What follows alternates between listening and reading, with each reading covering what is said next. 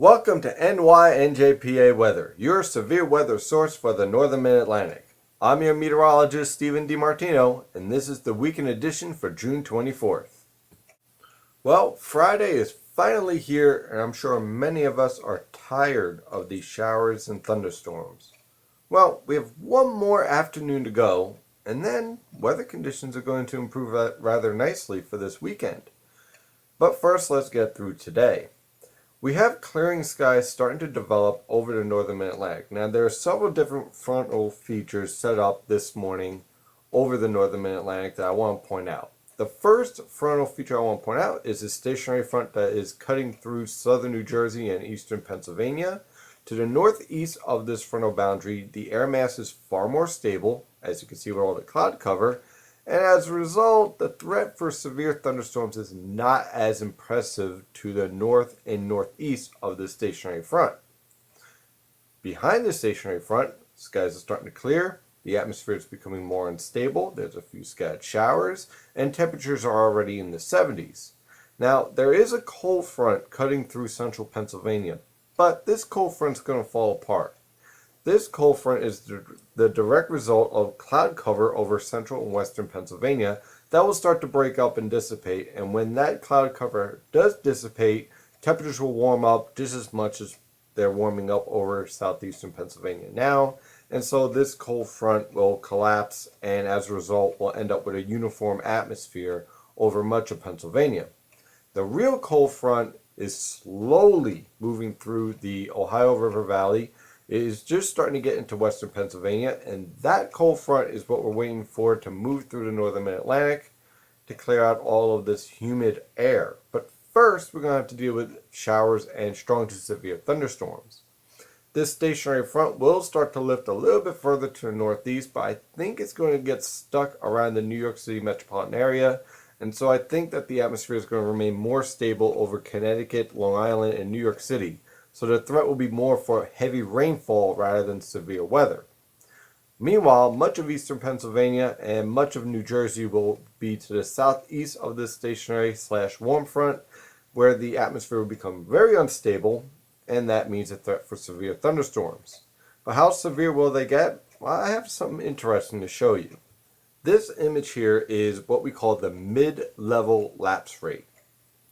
What this is showing is that temperatures between 700 millibars and 500 millibars cool with height. The larger the difference in temperatures between 500 millibars and 700 millibars, the greater the thermal lapse rate. The greater the thermal lapse rate, the more a parcel in the atmosphere, like water vapor for example, can shoot up into the atmosphere, condense and form clouds.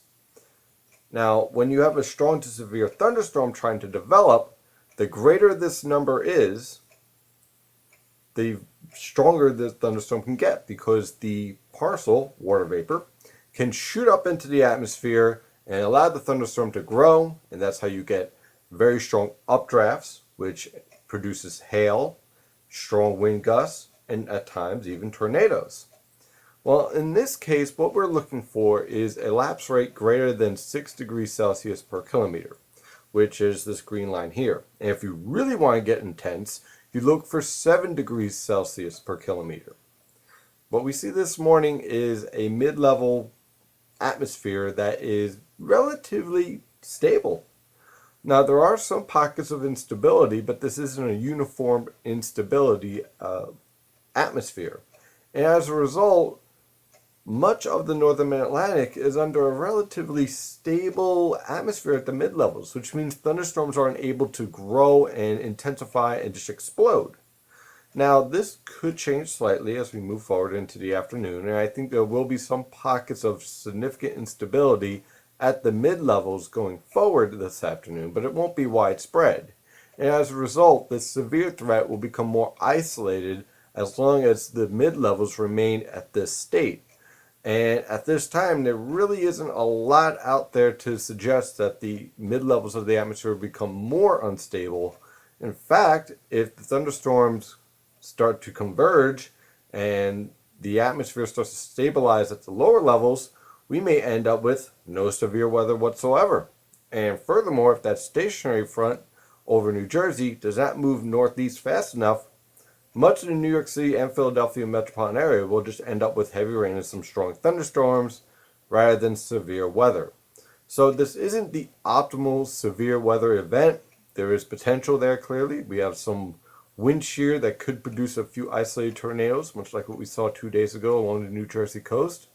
But this is not a widespread severe weather event because the atmosphere is not optimally unstable to support a widespread severe weather event.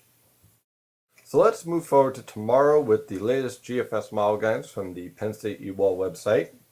And as you can see, our cold front is off the coast by tomorrow afternoon. Now there could be a few scattered to isolated showers along the immediate New Jersey coast, Long Island, and also parts of Connecticut as this cold front continues to push east. But notice the high pressure system over the Great Lakes. That high pressure system will continue to build into the northern mid-Atlantic, and that means skies will clear, humidity will drop like a rock, and temperatures will remain near normal, upper 70s to mid 80s. So overall, not a bad start to the weekend after the clouds clear out, and Saturday afternoon should be rather pleasant. So if you're heading down to the beach or have some outdoor activities, don't postpone them. You might want to delay them a little bit on Saturday morning, but everything should be rather dry by Saturday afternoon. In fact, the rest of the weekend into early next week, that high pressure system will remain in control, producing excellent weather conditions for the entire northern mid-Atlantic. So if you're going to a baseball game, Yankees, Phillies, or you're going out to the beach, go out there and enjoy it because it's going to be wonderful. But when's the next chance of rain? Well, we are looking at a cold front for Tuesday.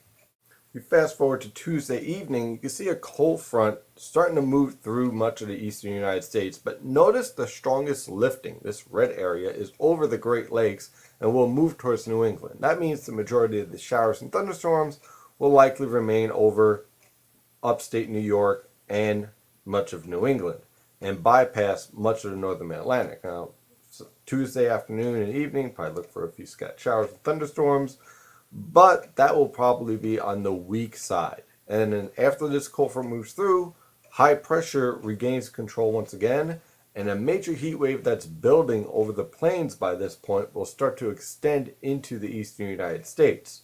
So look for temperatures to warm up significantly into the upper 80s to lower 90s by the middle and end of next week. So if you're going down to the beach, your beach conditions are on the way for the latter part of next week. And some long-range guidance suggests that next weekend, I believe that's 4th of July weekend. Let me get my hamburgers and hot dogs ready. But next weekend is going to be beautiful with temperatures well above normal in the 80s and 90s, dry conditions, perfect to go down to the shore and enjoy the weather. Thank you for trusting in NYNJPA Weather, your severe weather source for the northern mid-Atlantic. Now, as these severe thunderstorms develop this afternoon, you could trust in NYNJPA Weather via Twitter, Facebook, and also at nynjpaweather.com to provide the latest information and coverage on the severe weather event, should it develop. I'm your meteorologist, Stephen DiMartino. Have an excellent weekend.